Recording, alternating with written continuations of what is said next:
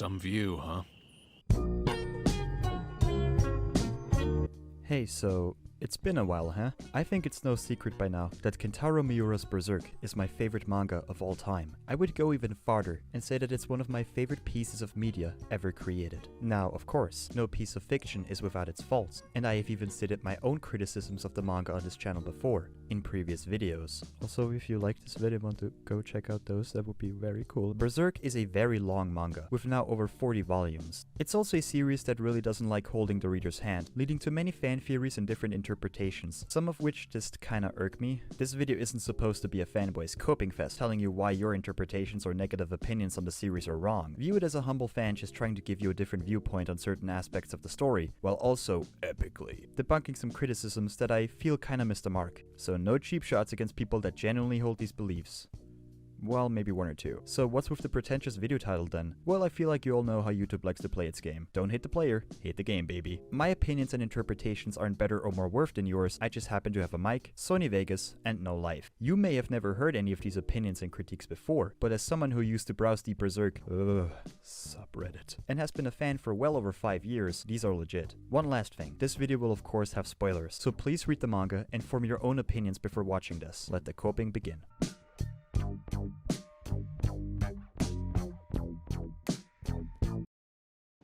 So, you got detention. You screwed up. You know what you did was wrong. The question is, how are you going to make things right? You should 100% not skip the first arc. The Black Swordsman arc may not be to everyone's liking, and the art, while still great, is not as good as it would be later on, but it is still an important and integral part of the overall story. Berserk is best viewed as a complete package. You may have arcs that you prefer over others, but skipping parts of a story is something that I will never agree with. I will talk about this arc and its importance to the overall story later, so let's just leave it at that. Without much further ado, I give you the Derek Zoolander Center for Kids Who Can't Read Good. I've decided to put these two into separate categories because they inherently advocate for different things. One advocates for skipping the section of the story entirely, while the other advocates for reading the story in an in-universe chronological order, which I don't agree with. The Black Swordsman arc can be seen as an introduction into Berserk's world, to spark the reader's interest for more. Not to mention, it sets up major themes, characters, and plot devices, some of which are explored more in the Golden Age arc. It's supposed to make you go, who is Guts and why is he the way he is? Who is this Griffith guy and why does Guts hate him? Also Behelots? What? Fairies? What? Apostles? What?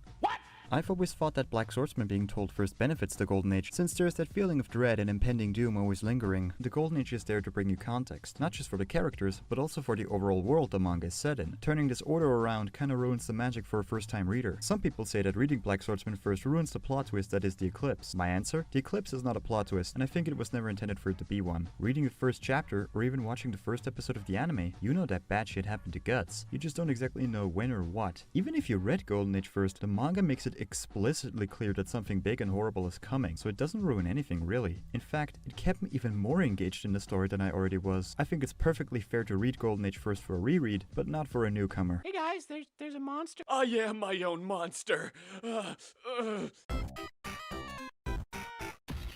Alright, last section focusing on the Black Swordsman arc, I promise. Guts being an asshole and just downright a bad person in this arc is kinda the point. I mean, realistically, how would you feel if something similar to the eclipse happened to you? The fact that Guts can even walk and talk after it speaks volumes about him. When looking at several panels in the manga, we can see that Guts uses this bad boy persona to shield himself from his fears and true feelings. It's bravado. In a way, you can say that Guts is coping. Now, even for someone who is reading Berserk for the first time, I think these panels should make it pretty obvious to the reader that there is more to Guts than he originally leads on. It's only after Guts lets go of his revenge quest and starts trusting people again that he can slowly heal, even if the concept of Griffith's severed head in his hands is appealing. Without Guts being the way he is at the start of the manga, his progression would nearly have been as satisfying as it is. And this is to go even further beyond! This refers to multiple fan theories that suggest that Guts is more than just an ordinary human who was birthed by a corpse. This includes theories like Zod is Guts' father, Guts' birth was foreseen or even orchestrated by higher powers, but also theories like Guts will use the Count's Behelit to become an apostle, or that Guts will become an entity similar to Skull Knight by the end of the manga. I feel like people that want these theories to come true massively misunderstand the point of Guts' character and his development. I can sort of forgive some of these theories, since Berserk is still a Japanese manga. In a lot of the more popular series in the medium, it is a very common occurrence for the protagonist's family to be of great importance, or for the protagonist to get a big power-up to make them something beyond human. So I can understand the people who think these theories may come true. Regarding power-ups, Berserk has one for Guts, but we will talk about that down the line. Guts is supposed to embody the human struggle. His nickname is the Struggler after all. The fact that Guts has no special upbringing and is just a regular human is what makes him special. Guts shows acts of great physical strength throughout the series that could seem superhuman, but that is all made possible by a life raised by war and training how to become a great swordsman every day of his life since he was 6 years old. The only time when Guts uses something supernatural, it nearly kills him. If, let's say, in the last chapter, we find out that Zod was Guts' dad, and that all along Guts was only half human, that would just squander and ruin one of Berserk's greatest aspects. I don't know about you, but for me, the fact that Guts is human through and through is incredibly inspiring. Hell, Guts even uses the fact that he's human as a sort of badge of honor, so it would be against his character to use the Behelit, and would make 30 years of development null.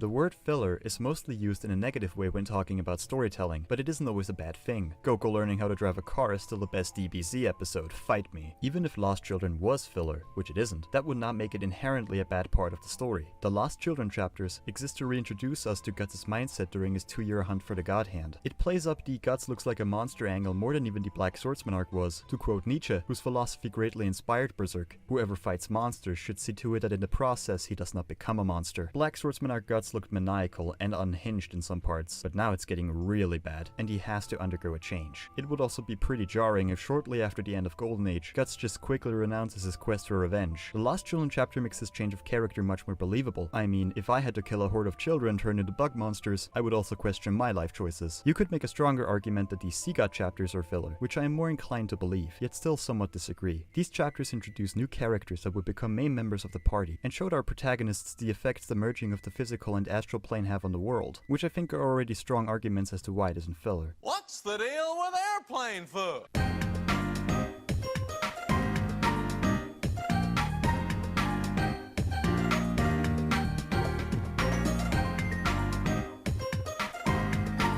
All kidding aside, I think what people mean by this is the fact that somewhere around the later volumes of the Millennium Falcon arc, there are much more happier and comedic scenes, mostly featuring Guts and his newfound gang of friends, when yes, throughout this part of the story, Guts is slowly taking back parts of his humanity, which he thought he had all lost after the eclipse. Which is ironic, since at this stage of the manga, Guts bears the Berserker armor, a piece of armor that slowly makes him lose physical aspects of his humanity. Spiritually, Guts is human again, and not a, excuse the pun, Berserker looking for revenge. But physically, things aren't looking the brightest, literally. That is hilarious. It's actually one of my favorite things about Guts' development. It's very sweet and touching how he grows to care about his new friends, and how after their crazy adventures, feel like a big family. Like a family he once had, and cannot lose again. I will say that comedic gags during a big fight scene that's supposed to keep you at the edge of your gaming chair is not something I really like, and it's something that I have criticized about the manga before, which is why on rereads, I pretend these little bubbles simply don't exist. I feel like this criticism also comes from a misunderstanding that this series suffers a lot from. Yes, Berserk is sad, and a cruel tragedy, but it isn't just a tragedy. Berserk always had signs of hope, optimism, and that things will get better. It was never just depression, the manga. I think Miura wanted to show that, even when things are shitty, and you feel like your entire world has been crushed. If you keep working on yourself, if you give destiny the middle finger, if you keep struggling, things will get better. You will be able to trust, smile, and laugh again, even if only for a short while. You need some happy moments in your story, even if your story is about pretty sad and dark themes. I'm not locked in here with you.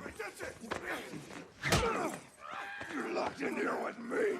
Ever since its first appearance in volume 26, the Berserker armor has been splitting heads in the community, with a criticism being that the armor makes Guts' battles and hardships too easy. However, this is completely ignoring all the baggage and negative effects the armor has on the wearer. The armor may look cool, and the fights are incredibly entertaining, but looking at it from an in-universe perspective, the armor is always talked negatively about. Use of the armor doesn't actually give the wearer a power-up or boost in a normal sense. It simply suppresses the physiological and subconscious systems of the human body, body, allowing the wearer to ignore pain and the entire nervous system altogether. The armor also heavily relies on the wearer's emotions. Now combine all of that with a character like Guts, someone who, even before wearing the armor, didn't really care about his injuries and fought till he could barely stand, and is also someone who is extremely violent and fucked in the head. And on paper, you would get an incredibly powerful piece of equipment that would make Guts' journey arbitrary, and if Miura didn't write it the way he did, I would agree with these people. Miura made sure to balance it all out. Use of the armor may make Guts powerful, but the manga also makes it clear that Guts' extended use of the armor is a bad thing, not just for him, but for everyone in his group. This goes back to something I stated before. During this part of Guts' journey, he is slowly recovering as a human being. The armor makes this process very taxing on him. I know I'm repeating myself, but let's look at that Nietzsche quote again. Ooh, that's not good. Guts has to lose the armor, or he will most likely die due to the stress and pain it brings his body. But not just that, it may also make him the very thing he swore to protect his party from. It perfectly fits Guts' character, and also reinstates Berserk's message about humanity. I have a dream. Griffith Did Nothing Wrong is a popular and long-running meme in the Berserk community, and it's clear that around 99% of people know that it is a joke. However, there is always that very loud minority, the 1% of people that unironically believe Griffith is the true hero of the manga. It would seem pretty petty of me to dedicate an entire section of the video to such a small minority, but I wanted to use this section to talk more about the White Sheep prophecy and how meta it may actually be. Meta. Yeah. I hate meta. The revelations say that when the sun dies 5 times, a red lake will appear to the west of the city with a name both new and old. It is proof that the 5th angel will alight. The angel is the Falcon of Darkness, the master of the sinful black sheep, the king of the blind white sheep, the one who shall call upon the world an age of darkness. Now, this prophecy obviously refers to Griffith and the creation or resurfacing of Falconia. The sinful black sheep are represented by the apostles, and the blind white sheep refer to the humans following and believing in Griffith, who isn't actually Griffith, it's Femto. What would you do if I told you that the reader themselves can become part of this prophecy? People who support Griffith and use the, well, he united humanity and apostles and created a safe haven for them excuse are just like the everyday people living in the world of Berserk, faithful blind white sheep. Falconia almost looks too good to be true, and the war against the fantasy creatures is almost going too well. I always believed that Falconia is nothing but a ruse, a fake. Think about it. The god hand of a huge portion of humanity, not just in one little area, but also fighting for them. And considering what we've seen in the manga before, I really fear what might happen to these innocent people. Time in the world of Berserk is a circle, always repeating itself. Did that make sense? I don't think so. Meta this, meta that. Have you ever met a fucking girl before?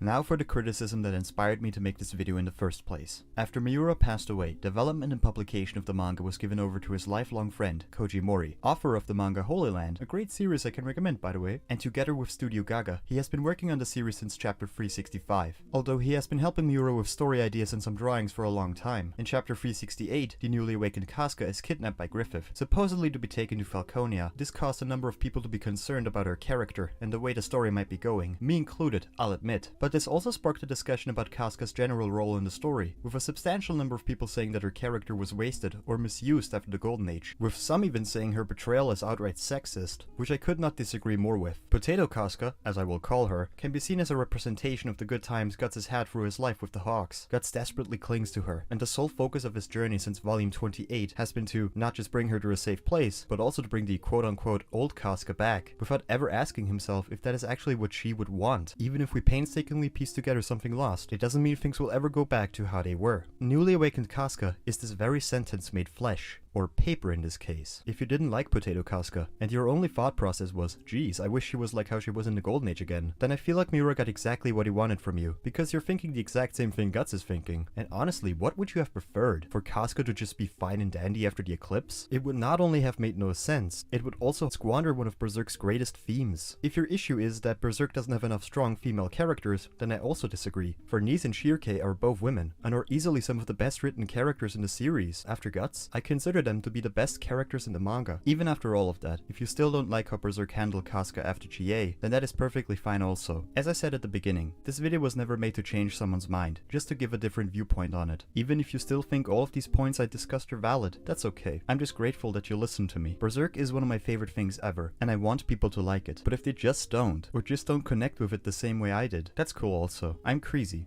Thanks for listening.